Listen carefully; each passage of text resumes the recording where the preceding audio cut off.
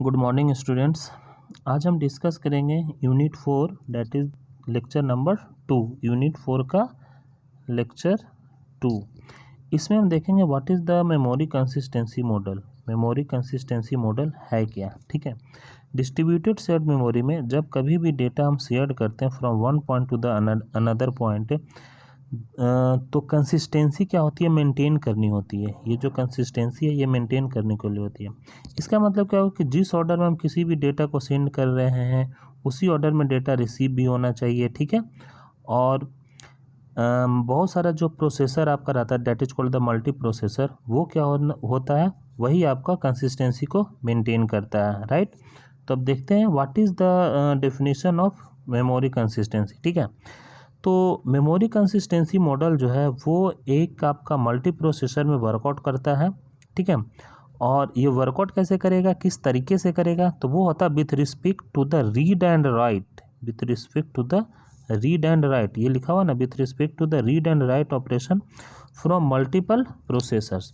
तो जाहिर सी बात है डिस्ट्रीब्यूटेड सिस्टम में बहुत सारे मेमोरी, बहुत सारे आपके सिस्टम होते हैं जो कि इस तरह से रीड एंड राइट ऑपरेशन को परफॉर्म करते हैं, so that we have to maintain the consistency level, ठीक है। इसके बाद जो सेकंड पॉइंट है इसमें ये दिखा रहा है कि जब कभी भी डेटा इस तरह से मॉडिफाई होता है, इसका मतलब क्या हो गया कि जो भी वहाँ पर प्रोग्रामर होगा, मतलब जो भी यूज़र होगा, वो कुछ रेस्ट्रिक्शंस को चेंज करेगा by placing restrictions on the values. उस वैल्यू पे कुछ रेस्ट्रिक्शंस को वो चेंज करेगा या प्लेस करेगा, और वो क्या करेगा, that can be written by A read of memory locations. और मे बी कि वो मेमोरी लोकेशंस हो या चाहे डेटा का फाइल हो, वो क्या करेगा, वो उसको चेंज करेगा। तो इसके वर्क को कौन करता है, डैट इज़ द प्रोग्रामर या कोई सॉफ्टवेयर, ठीक है, या फिर द यूज़र्स, ठीक है। तो इस तरह से कंसिस्टेंसी को देखा जाए तो जितने भी मॉडल्स होते हैं वो एक तरह का कॉन्ट्रैक्ट होता है between the processor, that is the between the software and the memory.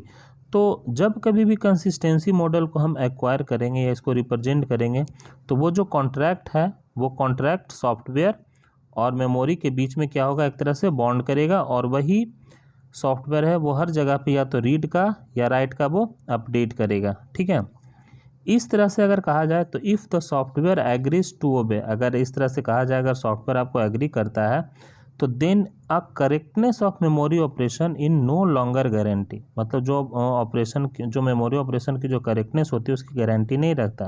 क्यों भाई, क्यों नहीं रखेगा, क्योंकि जाहिर सी बात है अगर इस तरह के सारे चीज़ें यहाँ पे लिखा ऑल सेट और ऑफ, अगर सेट आप ऑफ करके छोड़ देंगे तो जो भी अपडेशन होगा वो इस सॉफ्टवेयर के पास नहीं आ पाएगा, जिसके कारण क्या है कि मेमोरी करेक्टनेस की गारंटी नहीं रहती है।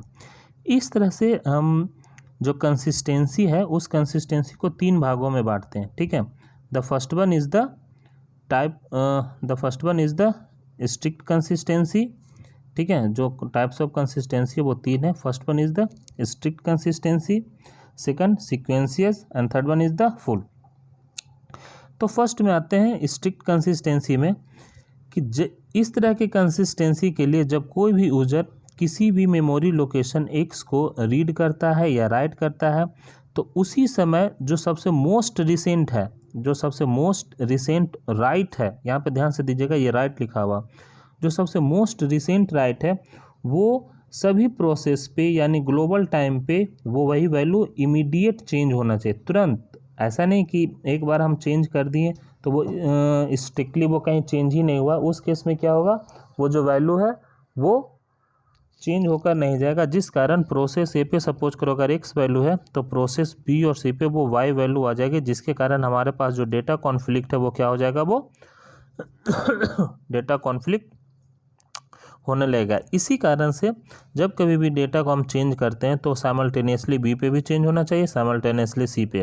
ये कब होगा, सिर्फ और सिर्फ राइट ऑपरेशन पे। याद रखिएगा strict consistency is applicable only when the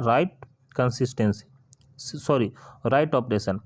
अगर सपोज करो कि आपके दिमाग में क्वेश्चन आ रहा होगा कि sir what about the read का क्या मतलब है, तो बेटा रीड चाहे ये करे, रीड चाहे ये करे, रीड चाहे ये करे, कोई भी रीड करेगा किसी भी टाइम पे, कहीं से, किसी भी लोकेशन से, किसी भी डेटा के लिए, किसी भी रिसोर्स शेयरिंग के लिए, तो आपको कोई भी कंसिस्टेंसी मेंटेन करने की ज़रूरत नहीं होती। कब?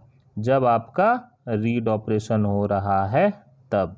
बट अगर मैं यही राइट की बात करूं तो राइट में ही कंसिस्टेंसी का मीनिंग होता है, इसीलिए बोला गया strict consistency when the most recent right. ठीक है, ये उसका एग्जांपल है जिसमें कि इमीडिएटली इफेक्ट है, इमीडिएटली विजिबल है। देखो ये प्रोसेस, ये एक्स को राइट कर रहा है, यहाँ पे वाई को राइट कर रहा है, तो ये प्रोसेस बी को भी इमीडिएट विजिबल है और प्रोसेस सी को भी इमीडिएट विजिबल है। इसी तरह से अगर राइट बाई करा तो यहाँ भी विजिबल है और यहाँ भी विजिबल है। ठीक है, अब नेक्स्ट आते हैं सीक्वेंशियल कंसिस्टेंसी। ठीक है, सीक्वेंशियल कंसिस्टेंसी का क्या मतलब होता है कि जब कभी भी कोई भी ऑपरेशन डन होता है थ्रू द राइट ऑपरेशन, तो उसमें क्या होता है कि जैसे मैंने किसी को पैसे भेजे, ठीक है, वो किसी आगे को भेजा, उसके कारण किसी थर्ड पार्टी को कुछ मतलब चेंज हुआ। तो कहने का मतलब है कि अगर ए बी को कोई वर्कआउट कर रहा है, ठीक है, और वी ऑलरेडी रिलेटेड है सी से, ए किसी से चेंज कर रहा है बी का और बी ऑर्डरली रिलेटेड है सी का, तो what is the actual changing? Actual changing क्या होगा? एक्चुअल चेंजिंग आपका यही होगा ना, ए टू सी। ठीक है, तो this is the sequential consistency. ठीक है, ए किया बी को, इसके कारण सी हुआ, इसके कारण डी हुआ, इसके कारण ई हुआ, and so on, by default first to the last, and this is the sequential consistency. ठीक है, तो बोलता है सिक्वेंशियल कंसिस्टेंसी में कि in this the result of any execution is the same, result same ही होगा if the operation of all processor were executed in some sequential order, किसी सिक्वेंशियल ऑर्डर में होना चाहिए, and the operation of each individual processor appear is in this the order by specified by its programme.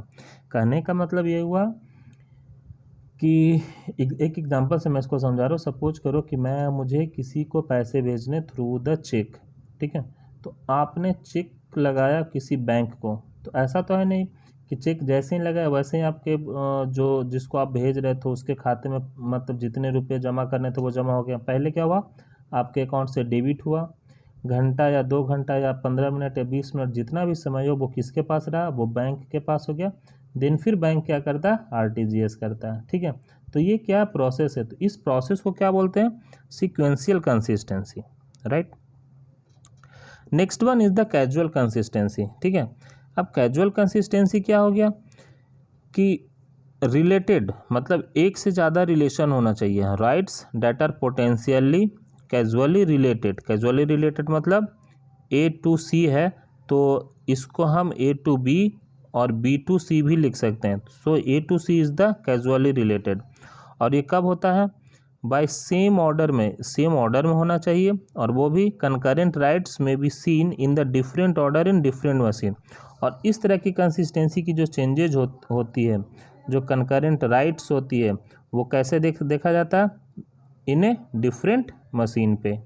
ठीक है, तो ये था आपका this all about the memory consistency model of the lecture number 2। Okay, ठीक है, नेक्स्ट लेक्चर में देखेंगे डिस्ट्रीब्यूटेड सेट मेमोरी। ठीक है, थैंक यू।